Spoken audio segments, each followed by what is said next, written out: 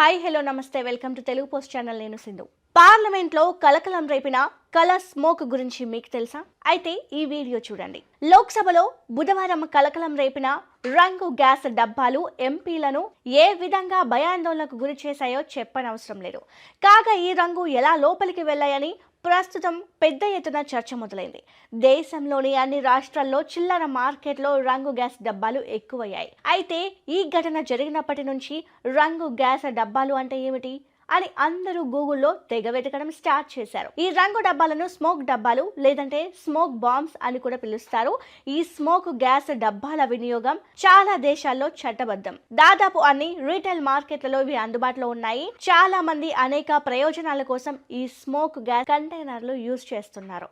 ఈ డబ్బాలను సైనిక సిబ్బంది, పౌరులు, క్రీడా కార్యక్రమాలు, ప్రీ వెడ్డింగ్ ఫోటో షూట్ లో యూజ్ చేస్తారు. కలర్ టిన్ గ్యాస్ గ్రెనేడ్ల ద్వారా వెలువడే దట్టమైన పొగతో ఏర్పడిన పొగ తెరలు లేస్తాయి. సినిమా షూటింగ్లు, వీడియో, ఫోటోగ్రఫీలో కూడా వీటిని ఎక్కువగా ఉపయోగిస్తారు. క్రీడలలో ముఖ్యంగా ఫుట్బాల్లో అభిమానులు తమ క్లబ్ల రంగులను ప్రయోగించడానికి ఈ డబ్బాలను వాడతారు.